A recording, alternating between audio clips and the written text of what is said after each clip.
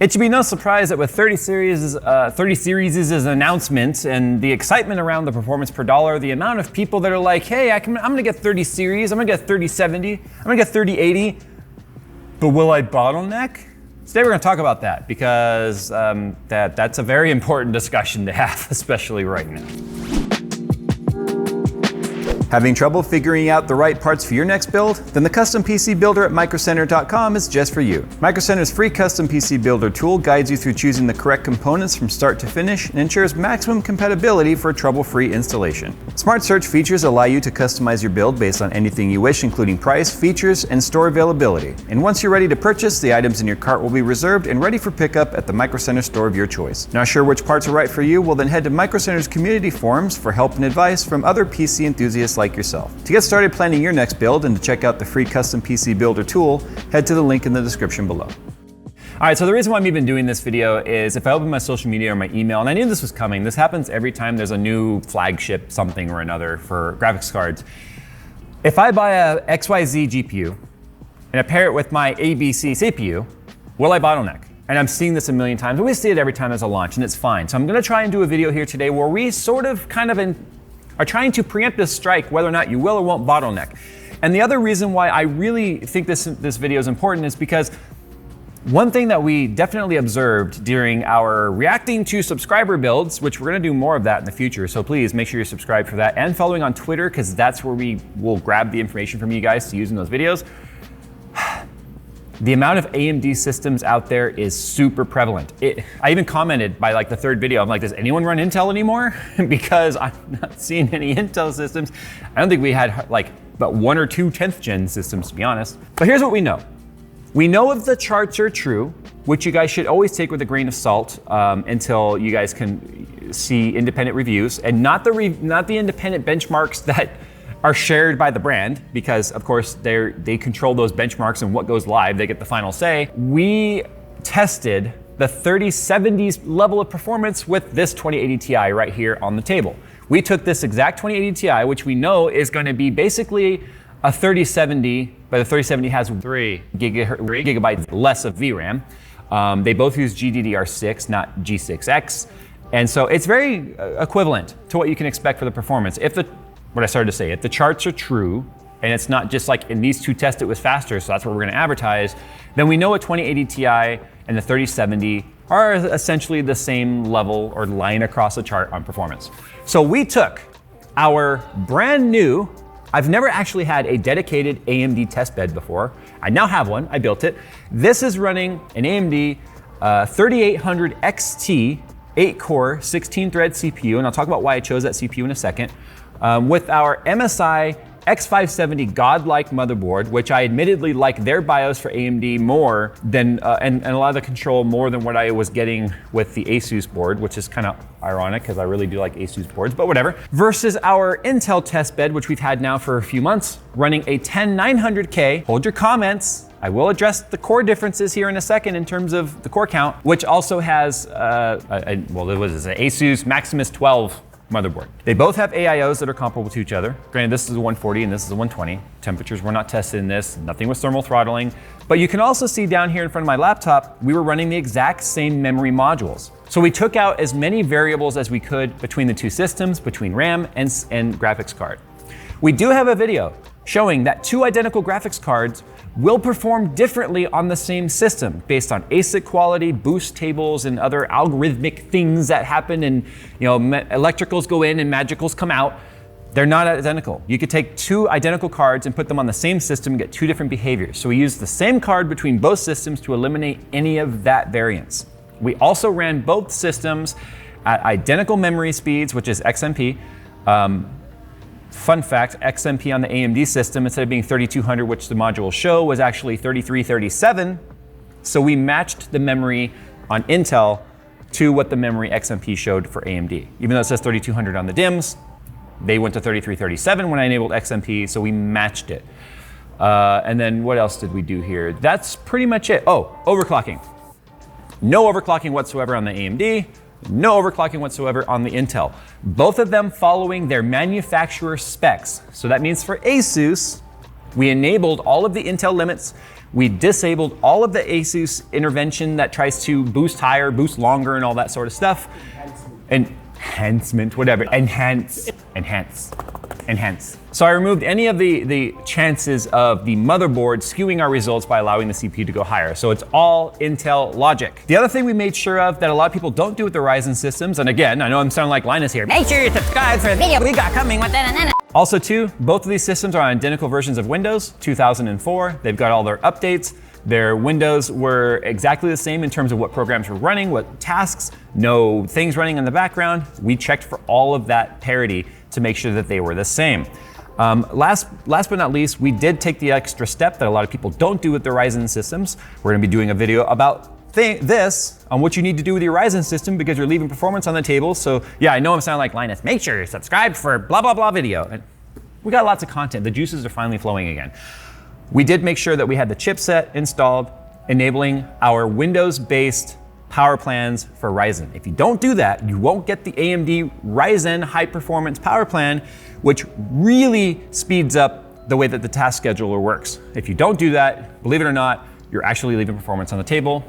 We'll talk about details on that in a later video. Subscribe for the video. The tests that we ran are very RTX heavy because what we're seeing now with comments finally is RTX on is finally viable and that you're not gonna take stupid amounts of performance hit and paying $1,200 to get 60 FPS.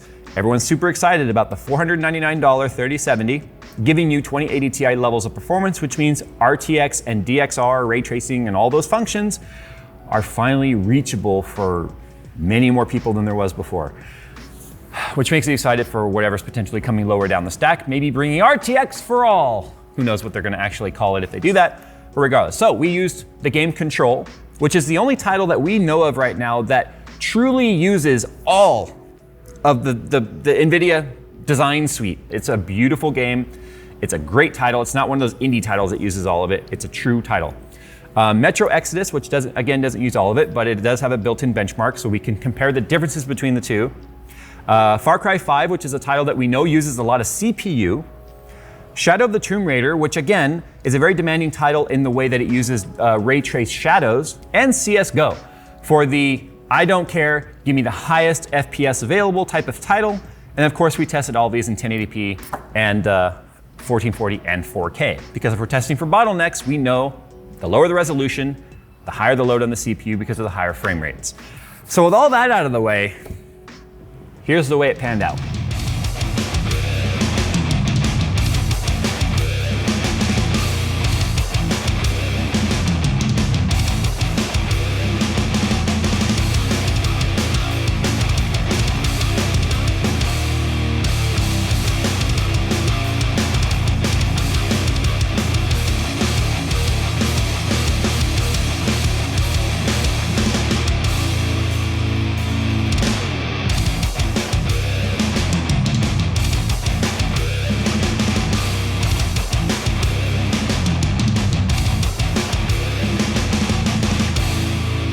All right, a few things to note here, and please hold your comments till the end. Questions at the end, put your hand down. Billy, don't make me call your mom. All right, so a couple things to mention here. But Jay, you didn't even talk about the fact that there's a 2-thread, 4-core advantage on the 10900K versus the 8800 XT. Well, here's what we did. We did the best we could to try and make sure there were no bottlenecks in the 3800 XT. The reason why we chose this particular CPU and not the 3900 XT or the 3900 is when we've tested the 3900 XT and the 3900X versus the 3800 XT, this is an up to 4.7 turbo clock. It's the only Ryzen CPU that we have that is actually giving us that. The 3900 XT, we tested this extensively in another video. We could not get the promised boost clocks or turbo clocks, period. They would not go anywhere near where promised. The 4.7 boost clock or turbo clock on this processor too is amongst the highest of all of the Ryzen family. We also noticed that this is the only one that would actually hold those boost clocks for any limit of time. Some of the other CPUs would hit their turbo clock and then immediately clock down like 300, 400, 500 megahertz. This one also allowed it to bounce back and forth between the best core and the second best core on the CCXs. So this gave us our best possible scenario for Ryzen CPUs. We also, on this one, turned off 2 cores, which brings it down to an 8-core, 16-thread processor just like this guy. Ran our tests again, and it made no difference. The numbers were scary consistent and identical to our 10-core, 20-thread, fully opened and unlocked CPU. So we ran the test both ways, the numbers were the same. So what you could take away from this was we actually gave an advantage to AMD, and that we made the best possible scenario in terms of what you're seeing here. So the numbers that you saw are, well, kind of surprising and not. I thought that the Intel system boosting up to 5.3 gigahertz, and remember that's spikes. That's not consistent at 5.3. Those are spiky workloads in games and such that can boost up to that. It sits around 4.8 to 5.0 most of the time on those particular used cores. But the Intel system also has something in there that I didn't turn off it. I don't think it matters in games, and that is the turbo timer. That is the amount of time that it's allowed to sit at those particular frequencies. But I don't think it really came into play in any of these tests because it's not a sustained workload for 56 seconds that then causes it to ramp way down on the turbo voltage or the turbo clock speed. That way it can keep itself under thermal limits and power limits. That didn't really come into play, but we did test overclocking as well. The overclocked numbers, locking all the cores at 5.2, all 10 cores, 20 threads, didn't yield us any real results that were really worth mentioning, to be honest. We saw, like in Control, we went from 105 1080p all the way up to 110.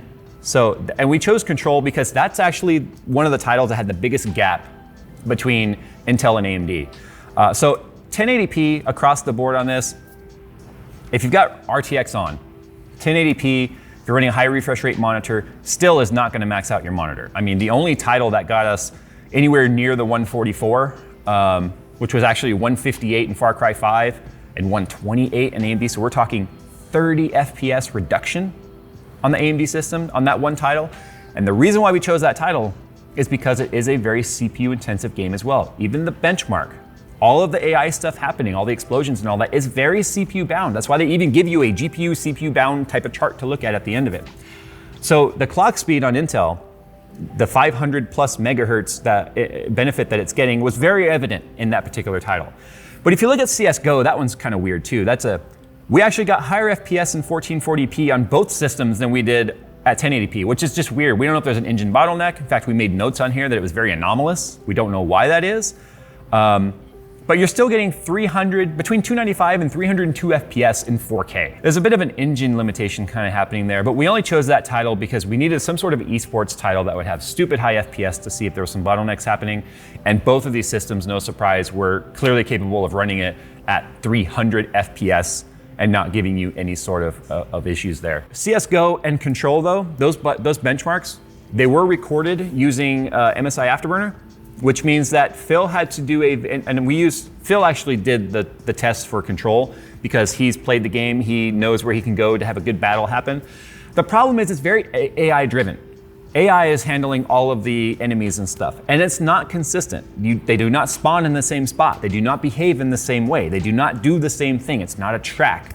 So it's important to remember that that particular title was a rolling average over about a 2-minute fight that we then take multiple runs and then figure out what the FPS really is. It's not super consistent. Now that you've seen the charts, let's talk about whether or not you're gonna be bottlenecking yourself. As you can see on the AMD system, nearly across the board, it is giving us less FPS. Not a lot. A couple of FPS in some instances, up to 30 FPS in Far Cry 5. Does that mean that anything you buy for this system moving forward, whether it be a 3080 or even a 3090 if you're running one of these CPUs, or like I said, this is the fastest one we have, faster than the ones with more cores, faster than the lower end CPUs. In fact, it's what makes me a little concerned about Kyle's video on his $1,000 build running at 3600. It does not boost as high as this CPU, and it doesn't sustain it nearly as long. I'm concerned that that build that he did for $1,000 that's getting a lot of views is bottleneck city. I really think you guys should wait before you run out and match his parts and stuff, because I do not believe that to be a very optimized system. And that's only because I watched that video after we did all the testing and I was like, oh, Kyle, oh, buddy, oh man, okay, whatever. It is what it is. You know, YouTubers are gonna YouTube. I'm really I don't want people to have bottlenecks, but what is gonna happen no matter what, if you throw a 3080 on this, you're going to get more FPS. The problem is a lot of people misunderstand bottlenecks and think that, well, we're getting 128 FPS, that was the highest number we saw in here, therefore 128 FPS is as far as you're gonna get in any game. It doesn't work that way. There's different engine optimizations, there's different ways instructions are utilized with the CPU, there's different ways that there's handoff between the CPU and the GPU and the memory. No two titles operate the same. That's why you see very different numbers here. But that's not to say the Intel system isn't also giving us some sort of a potential bottleneck, although the overclock by giving us no additional uplift in FPS really tells us that we're not truly bottlenecking a 3070 level CPU. So you can bet your ass we're gonna do this video again with 3080s and 3090s when they become available to see what's truly happening. Is the gap gonna widen between these two platforms? I don't know. I think there becomes a point where if you truly are hitting a huge bottleneck on your CPU, that we will definitely see one pull away from the other when it comes to clock speeds, because clock speed is king when it comes to games. But in terms of CPU utilization, we took notes on what was happening during the test, and none of these tests pegged our CPU. Now, again, this is overall CPU usage, and that doesn't mean that the other cores that are sitting there doing nothing means that you're not utilizing the CPU. You could have the cores being utilized to the game be pegged at 100%. And that was actually the case in some of these tests. Far Cry 5 being one of them. That's one of those titles that uses maybe 4 or 5 cores, but those cores are being heavily utilized and leveraged, which is why the Intel system uplifts so much higher than the AMD system. And that's my concern. If you play titles with RTX off, that's what's gonna happen. What kept the results really artificially similar was RTX. That was the factor there, that the performance hit in RTX. Well, Jay, why didn't you run these tests without RTX then? Because we believe that RTX now with the new 30 series and more people adopting it is a feature that people are gonna care about, and so we wanted to see what the performance is gonna be with those features turned on. You turn it off, FPS goes up through the roof quite a bit on non-DLSS titles. That's a whole nother discussion what DLSS does. We didn't see utilization though maxed out on any of these CPUs in terms of core count, and that's obvious that no games are gonna use 20 threads or 16 threads. But our GPU utilization is the thing we look at though. If GPU utilization is low, then that tells us bottlenecks are high. And we were seeing 98%, 99%. The only time we saw really 99% or not full utilization is in 1080p. Yeah, we were only seeing 80% utilization in Far Cry 5 on the Intel system. So that tells us there was indeed a little bit of a CPU bottleneck happening on Far Cry 5, only 80% utilized in 1080. But we were seeing utilization up to 98, 99% on all the other resolutions. But basically none of this matters. If you're the esports gamer playing those really fast-paced Twitch-style games, you're gonna probably go for the Intel system because you know that right now it is giving you the most FPS. But if you're also the casual gamer like I am, or even like Phil, and you're just out for all the beauty, the HDR, the RTX and all of that, then you're probably gonna go with the AMD system because as we've already shown, you're not getting any sort of real tangible bottlenecks. I'm almost positive if we did a side-by-side taste test with these systems, no one could identify which was playing on AMD and which was playing on Intel. Yeah, especially at, 1440 and above even. You were probably gonna be inclined to go with AMD because of the PCIe Gen 4, that's gonna give you ultra-fast NVMe storage. It also means it's gonna give you more cores per dollar. And you wouldn't actually, at the end of the day, be able to tell a true difference. And the type of gamer that you are really does play heavily into which system you're probably gonna choose anyway. Anyway, guys, thanks for watching. Again, we're gonna stir the pot a little bit. Which platform are you gonna use for your 30 series system? Are you gonna say, screw it, I don't care about the max FPS, I just will refuse to buy Intel? Or are you gonna buy Intel because you want every damn left FPS on the table, regardless of what it costs and or who makes it? Sound off in the comments below. We do have a lot of videos coming about this subject matter. Like I said, the creative juices are flowing and I'm excited. It's gonna be a fun fall and holiday season. Thanks for watching, guys. Make sure you subscribe for those videos I mentioned and we'll see you in the next one.